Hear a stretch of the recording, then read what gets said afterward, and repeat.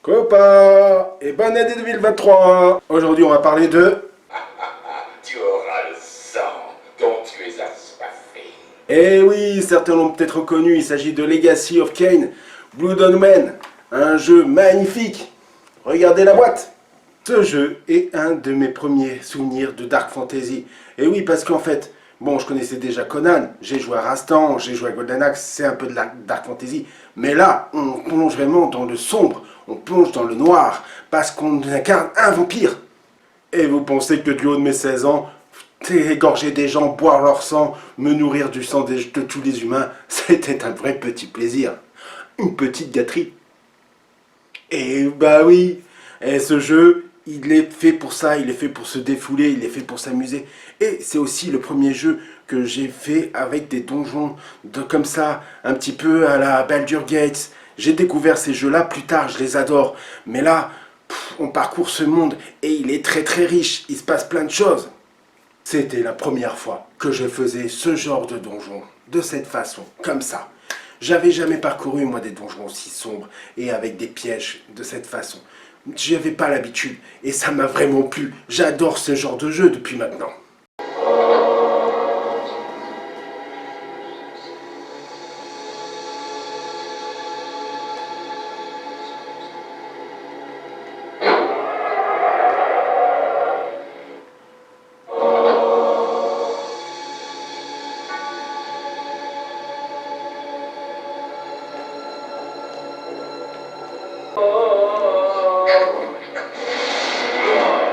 Vous avez vu un petit peu cette ambiance, vous avez entendu ces sons, les pleurs, les gémissements, tout ce qui s'y passe. Ça, c'est Legacy of Kain. Déjà, on va trouver chaque maître de chaque pilier pour les poutrer et pour ramener leur trophée au pilier.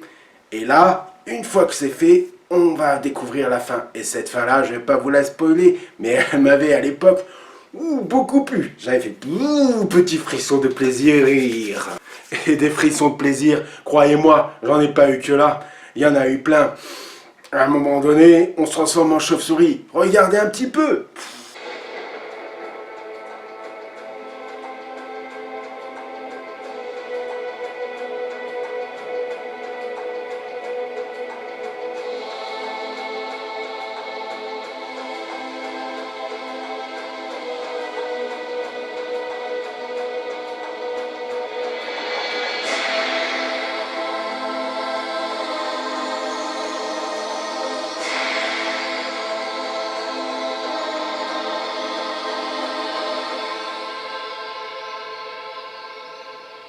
Vous avez vu ces images de synthèse? Dites-vous qu'avant je jouais à la Mega Drive, là je passe à la PlayStation, je m'en suis pris une claque.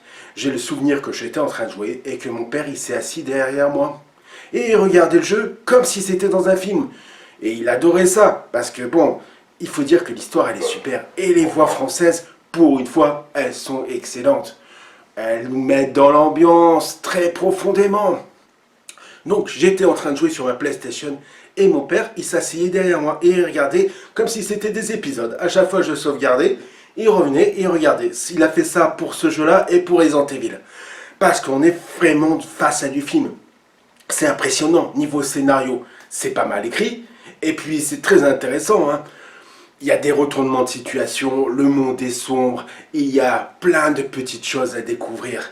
Et puis quel plaisir quand on suce le sang comme ça, c'est avec ce bruit.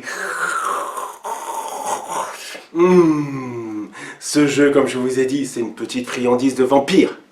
J'ai connu des RPG, mais avant les RPG auxquels j'ai joué, c'était des RPG assez colorés. C'était Soleil, c'était Landstalker, c'est des super RPG. Si vous avez l'occasion de parcourir, allez-y. Mais là, on est sur du RPG très sombre. On est même sur des pouvoirs où il explique qu'il va exploser des cœurs, exploser du cerveau. C'est absolument dégoûtant et c'est un régal. Et moi, j'ai adoré ce genre de choses à mes 16 ans. Parce que bon, le gore, ça me plaisait beaucoup, comme beaucoup d'ados. Et c'était aussi une des premières fois où je jouais un anti-héros. Parce que Kane, c'est pas du tout un héros. C'est un personnage au début arrogant. Et ensuite, ça devient un vampire plutôt crado. Hein. Et là, sur ce jeu, c'était une des premières fois où je jouais un anti-héros. Parce que quand je jouais à la Mega Drive, c'était toujours des héros. Mais sur Legacy of Kain, on joue un vampire. Et avant que ça soit un vampire, avant qu'il soit transformé, il est ignoblement arrogant. Ce personnage, il a rien de sympathique, Kain. Non, j'aimerais vraiment pas le rencontrer dans la nuit. Surtout pour me faire sucer le sang, merci bien. À moins si je deviens un vampire, ça je veux bien. Dans Legacy of Kain, il y a aussi plein de petites zones cachées. Il y a plein de petits secrets à découvrir. Il y a des endroits où on peut pas rentrer, mais après, comme je vous ai dit, on se met en forme de loup, on peut y aller. On ramasse des artefacts différents, on ramasse des armes différentes, on passe d'arme en arme, suivant les boss, suivant comment les combattre. Et ça, quand je jouais, c'était une des premières fois que ça se faisait. Parce qu'avant, je jouais par exemple à Landstalker, mais il y avait les zones, c'était à la suite. Là, c'est un petit peu plus différent. Des fois, il faut revenir, des fois, c'est un petit peu retors. Et puis, l'ambiance vampirique au possible. Chaque chose, ça parle de sang, ça parle de mort. C'est très noir et c'est très sombre. Et ça, à mes 16 ans, mais j'aimais beaucoup. Parce que, comme je vous ai dit, quand on est ado, on adore ce genre d'ambiance. Resident Evil, Silent Hill et ce Ken. Ce Legacy of Kain, il est très sombre. Mais ce qui est marrant, c'est que c'est très exagéré. On arrive à un endroit, le sang, c'est la vie. Regarde ton vampire, le sang est pour toi. Et c'est que comme ça, c'est très exagéré. Et c'est pour ça que le jeu, il a un petit côté drôle, il a un petit côté parodique, un petit peu à la Resident Evil. Ça se prend pas au sérieux quelque part, Kain. C'est un jeu avec du Heroic Fantasy très sombre, mais tellement exagéré. Des fois, c'en est un petit peu pas ridicule, mais un petit peu drôle. Voilà, les voix, elles sont un petit peu toujours exagérées. En vampire, que vas-tu? C'est très bien. Si jamais vous avez l'occasion de le parcourir, ce jeu, faites-le parce que on s'amuse toujours autant. Ce jeu, il m'a tellement marqué que quand j'ai commencé mes collections de vieilles consoles, c'est un des premiers que j'ai cherché sur PlayStation. Et puis bon, les voix françaises, elles sont très bien, donc je vous conseille de jouer en français. Parce que là, pour une fois, ça plonge dans l'ambiance. Et puis, il n'y a pas beaucoup de texte, hein. Non. C'est un RPG sans texte, c'est un RPG que avec des voix. Et ça, quand j'étais sur la PlayStation, ça nous avait marqué. Parce que quand on était comme devant un film, quand je vous dis que mon père était derrière, il était assis, il regardait la chose comme dans une série. Hein, il y avait des épisodes, je faisais les boss et à chaque fois je remettais le jeu, il était là parce qu'il fallait qu'il regarde chaque boss. Et voilà, il y avait c'était un peu comme des saisons. Il a regardé Legacy of Kain, lui, comme une saison. Donc après il y a eu une suite à Legacy of Kain. Alors le jeu est très bien, mais moi j'étais resté sur Kain, sur Legacy of Kain, sur un vampire mauvais qui suce du sang et qui massacre des gens pour le plaisir. Et là, je me suis retrouvé devant la suite et je ne l'ai pas du tout apprécié pour le coup. Et oui, j'ai pas aimé Soul River. Je l'ai parcouru, mais je l'ai trouvé beaucoup plus ennuyeux que Legacy of Kain. Pour moi, Legacy of Kain est beaucoup mieux. Il est beaucoup plus dans le style vampire déjà. Hein. On fait pas de pitié. Voilà. On est, comme je vous ai dit, un anti-héros. On n'est pas un bon, on n'est pas un gentil. On rentre dans les villages, et puis les gens ils dorment, et puis c'est pas grave, c'est de la réserve de bouffe. Tous les gens qui dorment, c'est de la réserve de bouffe. Et puis, tous les gens dans les villages, on les garde un petit peu comme du bétail, vous voyez. On les garde parce que quand on tue quelqu'un, par contre, il devient un fantôme, on ne peut plus le consommer, sauf sur certaines zones. Mais là, donc, on le garde comme du bétail. C'est ignoble, c'est un jeu horrible, Legacy of Kain. Mais c'est un jeu qui joue avec ça. Le côté sombre, le côté très noir, il est tout au long du jeu. Et comme je vous ai dit, il est très exagéré. Ce qui fait que c'est une ambiance que j'ai jamais trop retrouvée. J'ai joué à d'autres jeux, mais un jeu où on joue un vampire comme ça, dans ce style, avec cette façon de faire, très sombre, très noir, même la musique, l'ambiance. Et oui, parce que la musique dans Legacy of Kain, elle est très bien faite. Elle est toujours la même. Il n'y en a pas beaucoup d'autres. Mais alors... Écoutez.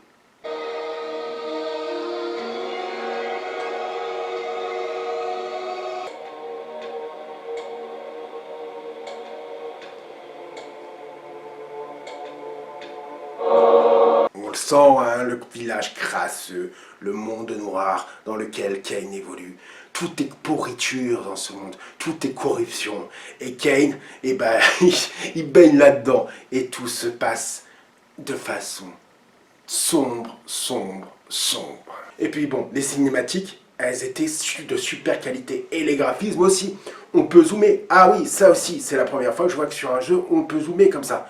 Moi, j'avais joué à Legend of the Thor sur Mega Drive. Bon, c'était un jeu un petit peu pareil, mais toujours très coloré, pareil. Mais là, non, on peut zoomer, les graphismes sont sombres, il y a des mares de sang, il y a des gens collés sur les pieux, il y a des gens attachés un petit peu partout, il y a des gémissements. Enfin, ce jeu, il a une ambiance sonore, musicale, et aussi des graphismes qui plongent complètement dans cet univers sombre de Dark Fantasy.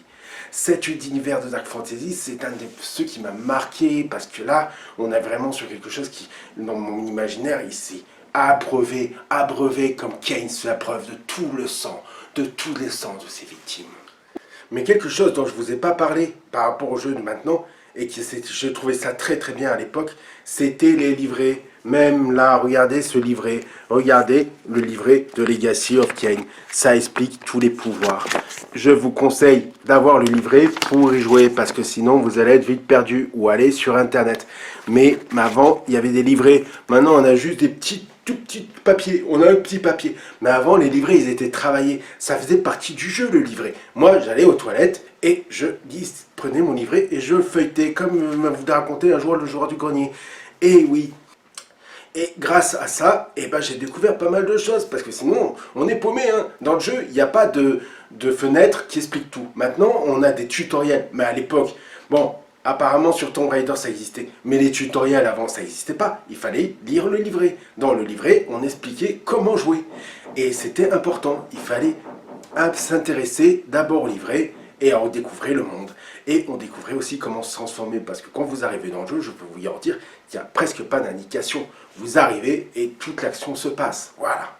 Graphisme au top. Musique tout autant.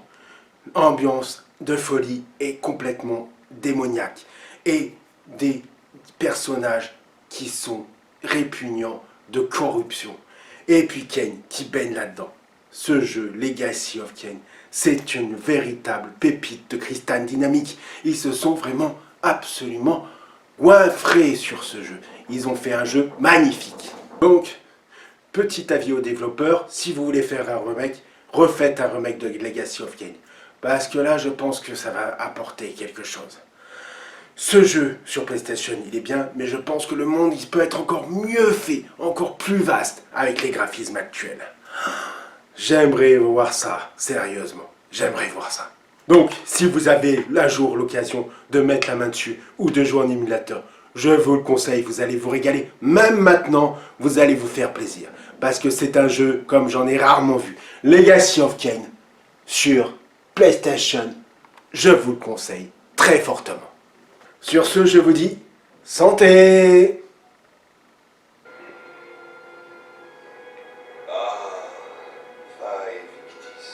Souffrance à ceux qui ont été conquis. Par ironie du sort, j'étais celui qui souffrait. Rien de concret. Pas de douleur physique, non. Plutôt la morsure cruelle de la colère impuissante. La soif de vengeance. Peu importait que je fusse au ciel ou en enfer. Tout ce que je voulais, c'était tuer mes assassins. Ah. Parfois, nos prières sont entendues. Mortalus, le nécromancien, m'a offert l'occasion de me rendre. Et, comme un imbécile, j'ai sauté sur elle, sans réfléchir aux conséquences. Rien n'est donné.